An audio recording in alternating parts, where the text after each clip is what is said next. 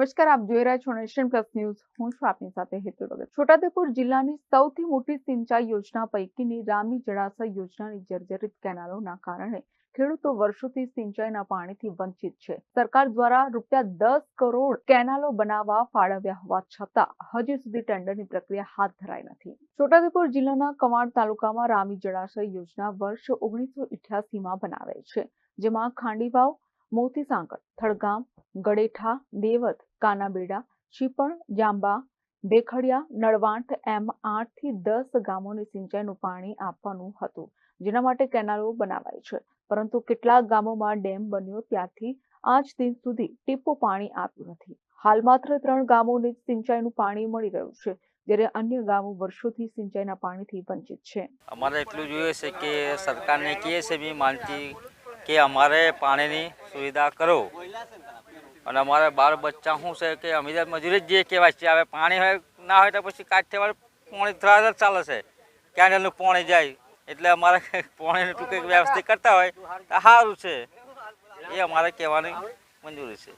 આ ગામોના આદિવાસી ખેડૂતો માત્ર ચોમાસામાં ખેતી ઉપર નિર્ભર છે અને અન્ય ઋતુમાં અહીંના લોકો સ્થળાંતર કરી મજૂરી કરવા માટે દૂર દૂર જવા મજબૂર બન્યા છે.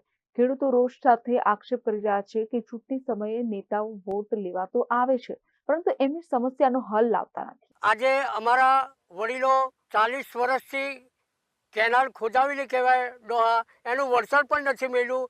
આજ દિન સુધી અમારા ખેતરોની અંદર અમે એવું અમારી ઉંમરની અંદર અમારા ખેતરોની અંદર પાણી પણ નથી આવ્યું. આજે રામી ડેમ અહીંથી અમારે 12 કિલોમીટર થાય છે. અમારે રામી ડેમનું કાયદેસરની કેનાલ ખોદેલી છે. એ કેનાલની અંદર ખરેખર આજની તારીખમાં ઝાડવા રોપાયેલા છે. અમારા ગામોને એટલી બધી પાણી માટે તકલીફ પડે છે કે અમારા ખેડૂતોને શિયાળુ 2 મહિના પાણી ચાલે છે, બાકીના દિવસો અમારા ગામના વડીલો તેમજ છોકરા બચ્ચા કાઠિયાવાડ મજૂરી કરવા માટે જવું. શા માટે?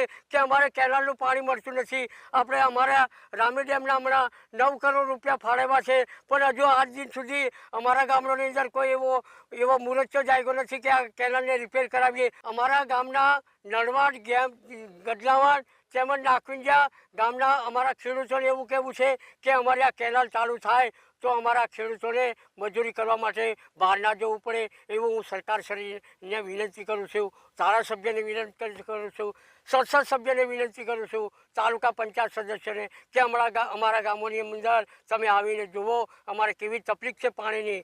છેલ્લા ઉનાળે અમારા ગામોની અંદર પાણી નથી અને તેમાં વાસ્મોનું કામ કરેલું છે, પણ તે જળ સે જળ નળ અમારા ગામમાં ટાંકી પણ ખોદાવી દીધેલી છે. હજુ જળ સે જળ નળ પણ નહીં ચાલતું કે કોઈ જાતનું ગામમાં બહુ એટલી બધી તકલીફ છે. તમે આવીને તપાસ કરો. તો બીજી તરફ સરકાર દ્વારા ઓગસ્ટ મહિનામાં રામી જળાશય યોજનાની કેનાલો માટે ₹10 કરોડ મંજૂર કરાયા છે, પરંતુ જવાબદાર અધિકારીઓ દ્વારા અત્યાર સુધી એસ્ટિમેટ બનાવી તાંત્રિક મંજૂરી લેવાની તસ્દી લેતા નથી. 9 કરોડ રૂપિયાની વહીવટી મંજૂરી સરકારશ્રી દ્વારા અપાયેલ છે. કામગીરી હાલ સર્વેની કામગીરી હવે શરૂ થશે. ત્યારબાદ સર્વેની કામગીરી થયા બાદ ડિટેલ એસ્ટિમેટ તાંત્રિક મંજૂરી માટે સરકારશ્રીમાં મોકલાશે. ત્યારબાદ તાંત્રિક મંજૂરી આવ્યાથી માર્ચ 2025 બાદ કેનાલ રિનોવેશનની કામગીરી શરૂ થશે. કેટલા ગામોને સિંચાઈનું પાણી મળે છે?